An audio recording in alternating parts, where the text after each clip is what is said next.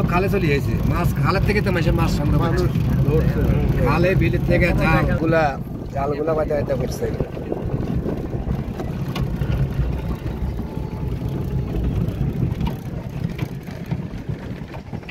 অনেক বড় একটা ফিশারি, জলাধার।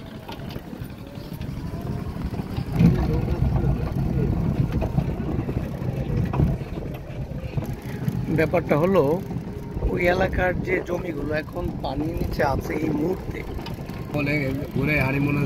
এই জমিগুলো এই বছর বন্যার আগে স্বাভাবিক বৃষ্টির পানির মতো থাকতো। বন্যা চলে যাওয়ার পর এখনো এই পানিটা আবদ্ধ অবস্থায় আছে, এখানে যেতে পারতেছে না কোথাও। পাশে খাল, এই খাল দিয়ে একসময় নৌকা চলতো, এটা তো খালের উপর মানুষ বাড়ি বানাইছে, আর রাস্তার উপর দিয়ে বন্যায় 1 মাস নৌকা চলছে। কথা হলো যে এই উল্লেখযোগ্য বন্যা যেটা 200-300 বছরেও হয় নাই, মানে ইন্ডিয়া থেকে পানি ছেড়ে দেওয়ার ফলে যেটা ঘটলো, উজান থেকে পানি ছেড়ে দেওয়ার ফলে এই বন্যাটা ঘটলো এখানে।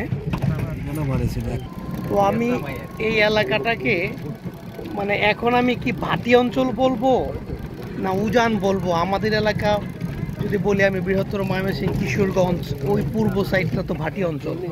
কি বলছেন ভাই, এটাকে কি অঞ্চল বলবো? এটাকে জলা অঞ্চল ছাড়া আর কিছু বলা হয় না। এটাকে বলতে হবে জলা অঞ্চল। পরিবেশ সুন্দর নাই, রাস্তার যে কি অবস্থা। নোয়াখালীর ভিতরে মানে কুমিল্লা ডিস্ট্রিক্টের মধ্যে এটাই আছেন ধরা, এই জায়গাটাই তা নাই, গুরুত্ব নাই। আওয়ামী লীগ সরকার আসেই করেনি, এটা করে নাকি না গরমিয়ার জায়গা তো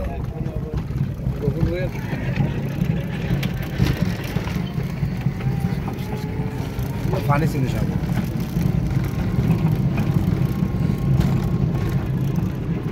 মাছ অথবা লিচিং হচ্ছে না, লিচিং হইলে তো কিছু কিছু কম। এখন যেটা ভালো হবে যে কিছু মামা দেখেন আপনার, আমি তো এই যে গত 20 মিনিট ধরে তো আমি কোনো জমি দেখতেছি না আবাদ করার মতো। এরা তো কালা টিনের দাগ হয়ে যেতে পারে। হ্যাঁ, এই যে দেখেন না,